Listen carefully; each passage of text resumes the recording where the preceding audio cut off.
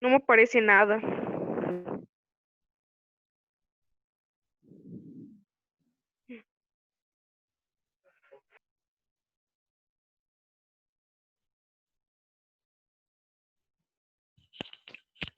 Bueno, una leyenda es parte de los famosos textos narrativos. Es decir, su única función es contarnos alguna historia o narrar algunos hechos. ¿Sale? Es un relato breve, trata sobre algún acontecimiento que puede ser sobrenatural, algo imaginario o algo real, que va a ser heredado de generación en generación y puede ser de manera oral o escrito, ¿no? A veces ya les decía que pues hay algunas veces en las que sí se llega a escribir como tal. También puede ser definida o entendida como esa narración tradicional de un hecho que mezcla la fantasía con la realidad y el ambiente siempre va a estar relacionado con una comunidad en particular. Finalmente, podemos entender que esta leyenda viene a ser algo que va a salir de lo desconocido cuando nosotros lo leemos, ¿no? Eso es etimológicamente porque proviene de un vocablo en latín que significa leer. Entonces, cuando nosotros ya lo conocemos, ya es cuando se vuelve conocido, ¿no? De manera histórica, los relatos van a ganar espacio a partir de que estamos hablando de la época medieval, a partir de la literatura medieval, es cuando ya empiezan a ser más populares porque empiezan con la exposición de la vida de algunos santos y mártires. ¿Ustedes tienen alguna leyenda en especial que conozcan o algo? Aparte de las que sabes, dijimos, ¿algún otro tipo de leyenda que conozcan? De algún santo, de algún mártir, de incluso de alguna persona. Ya no tanto como las que me explicaban la Puede primera. ser de un lugar. A ver, Garduño, ajá. Yo tenía un libro que se llamaba Leyendas de la calle Rumorosa y trataba sobre todo lo anormal que había sucedido en esa calle. Les cuento una. Sí, a ver, cuéntanos una así muy, muy breve. Pues, a ver, un trailero iba pasando por ahí y iba muy rápido. Entonces se le puso un señor enfrente y le pidió dinero. El señor no le quiso dar porque su hijo ya iba a nacer y quería llegar lo más rápido posible. Entonces le dijo que no y se fue. Y entonces en la calle Rumorosa había una curva muy peligrosa. Y como el señor iba muy rápido, terminó chocando y se le volvió a aparecer el señor y le volvió a pedir dinero. Entonces el señor se lo dio y le dijo que se lo diera a su familia por su bebé. Entonces, cuando llegó el fantasma con la familia, le dio el dinero y la mamá se quedó sorprendida porque su esposo ya había muerto.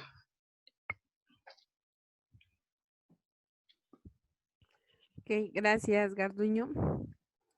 De Este, hecho, esa calle está cerca de Tijuana, está como a las afueras de Tijuana, la calle Rumorosa. ajá. Y hay muchas, muchas, muchas leyendas ahí en Tijuana, pero sí está tenebroso porque si tú pones de ciertas coordenadas, este, puedes en tu Google Maps, sí te aparece la calle Rumorosa. Pero si tú pones como desde la mitad para allá, se te empieza a trabar el teléfono y así. ¿Es en serio? Sí, con Ah, mis pues, primos. un día hay Y que, sí está fuerte. un día lo hacemos, a ver qué. No es GTA. A ver qué nos encontramos. Bueno, y por ejemplo, ¿no han escuchado leyendas como la de Rey Arturo, por ejemplo? O de personajes así que aparentemente existieron y algo les pasó que por eso ahora son conocidos, o incluso hay hasta películas o series, ¿no? El Rey Arturo creo que fue. Sí, no, sí es una leyenda. ¿Alguien que conozca una leyenda así similar? La del rey Midas. Ajá, la del rey Midas, por ejemplo. Sigamos, las leyendas también van a poner en evidencia el pensamiento o bien un sentir colectivo de las comunidades y sobre todo esa preeminencia de los valores, ¿no? Es una manera de enseñar, por así decirlo, ¿no? Y estas leyendas siempre van a estar basadas en un personaje o bien en un objeto que va a tener rasgos reales a los que se le añade la fantasía, ¿no? Casi todas las leyendas que conocemos que nos cuentan los antepasados y que nosotros seguimos transmitiendo, pues son casi las mismas, varía ¿cómo se dice?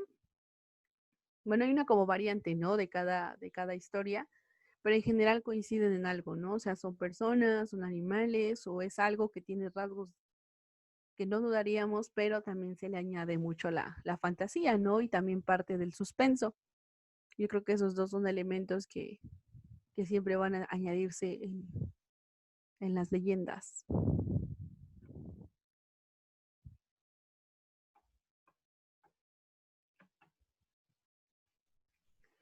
¿Qué características tiene? Bueno, primero que nada, quien necesita o bueno, tiene el deber de exponer y describir rasgos particulares de las culturas determinadas, ¿no? Si nosotros como mexicanos le contamos una leyenda a alguien que no sea de acá, o sea, como que no lo va a concebir tanto probablemente porque estamos ahí como dejando un poquito de nuestra cultura, ¿no? Y a lo mejor les parezca muy loco, pero para nosotros es algo que puede existir, ¿no? Algo en lo que creemos de alguna manera.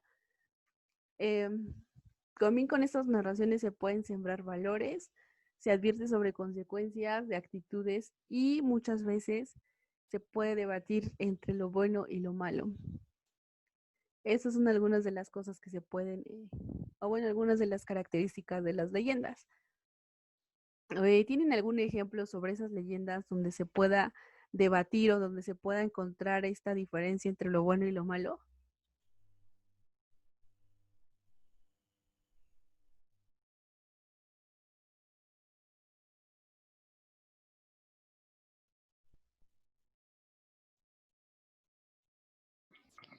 En leyendas como la Nahuala, por así decirlo. Ajá, ese sería buen ejemplo. ¿Todos conocen esa historia? Sí, Bueno, entonces ahí está un ejemplo, ¿no? Sigamos, otras características que tiene, hay un lugar, hay un espacio, tenemos al personaje o al héroe, posible realidad, es de tradición oral, algo siempre es anónima, hay una advertencia, ¿no? No, pues que si pasas a tal hora, si te aparece, ¿no? O si volteas, quién sabe qué, se te aparece, ¿no? Si la invocas, quién sabe qué. O sea, siempre va a haber una advertencia o generalmente hay una advertencia en este tipo de relatos. Es anónima porque en sí nunca sabemos pues quién se aventó la historia, ¿no? O sea, todos las conocemos, pero, o sea, nadie nos dice, pues es que la escribió fulano de tal, ¿no? O sea, es muy extraña la que de verdad tenga un autor como por ejemplo las que revisamos en el libro, ¿no? Es de fantasía y los personajes van a ser humanos.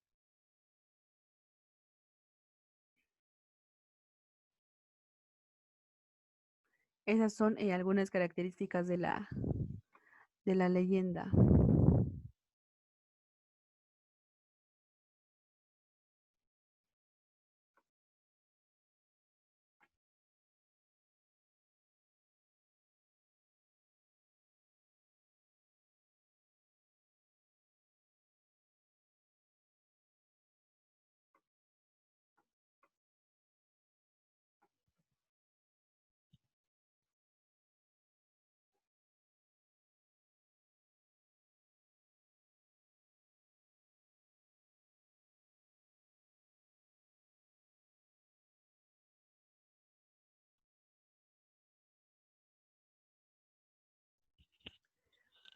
Y ahora sí nos vamos a los tipos.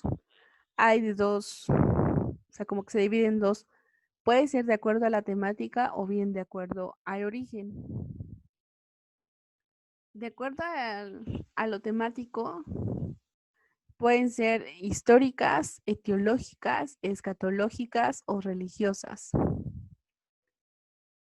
Las leyendas históricas, ¿de qué creen que traten esas leyendas históricas? De algo que ya pasó hace Están, muchos años. o que están basadas junto a un hecho histórico. Ya pasó hace muchos años o están basadas en un hecho histórico. Va un poquito más a lo que dice Garduño, ¿no? Estas leyendas históricas surgen cuando son los tiempos de conquistas o los tiempos de algún hecho histórico, ¿no? Eh, como que su importancia o su relevancia sube mucho cuando son transmitidas de manera oral y ya es cuando vas a combinar todavía más la fantasía con la realidad, ¿sale? ¿Por qué? Porque como hubo un hecho histórico, ahí es cuando le echas de tu cosecha y pues ya es cuando nos cuentas esa leyenda, ¿no? Lo etiológico, ¿qué será lo etiológico?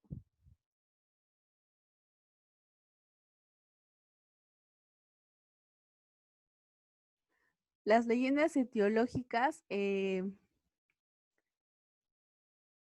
hablan ¿Sí? sobre todo lo que tiene que ver con las cuestiones o del mundo natural, como las lluvias, el río, eh, árboles, animalitos, y esos tipos de leyendas, las etiológicas, son más como que de las comunidades indígenas. Los voy a anotar acá para que...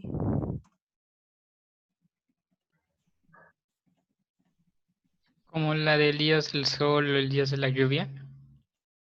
Ándale, Garduño, como esas. Esos son estos son un gran ejemplo.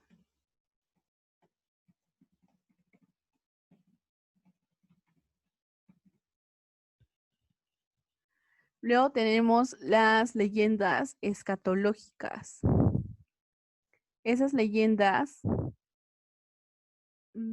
son las que están o las que tienen que ver con todo aquello que nosotros decimos que es del más allá. Historias que de plano tienen que ver con ya con ultratumbas o por ejemplo, el personaje principal en este tipo de leyendas tiene ya un contacto así bien directo con la muerte, va y viene del inframundo, o bueno, nada más va porque ya está muy difícil que regrese. Esas son las escatológicas.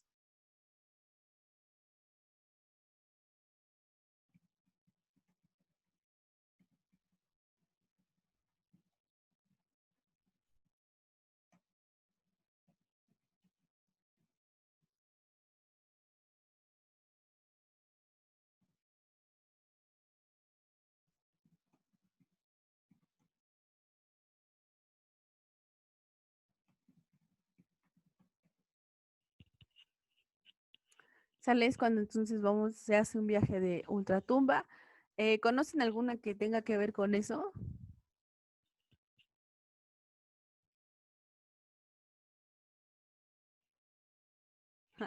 Quizá no tenga nada que ver, pero una buena referencia sobre este tipo de leyendas podría ser... ¿A ustedes les gusta Harry Potter? ¿Alguien que le guste? Que A me mí. diga. Ajá, Garduño. Ay, a mí sí, ¿A quién más? a mí. A mí también. A Paulina, a También. Ivonne.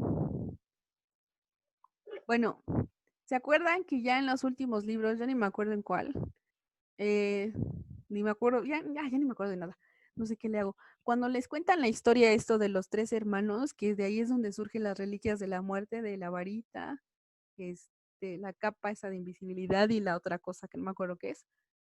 ¿Se acuerdan cuando viene esa parte en los libros, bueno, en la saga?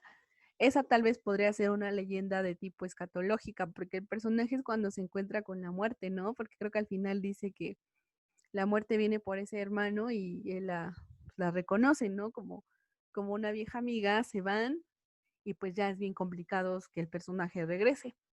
No me acuerdo muy bien, ustedes lo deben recordar mejor, pero ese sería un buen ejemplo de una leyenda escatológica, ¿no?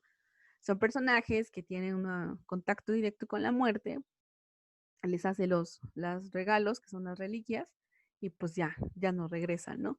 Ese sería un ejemplo.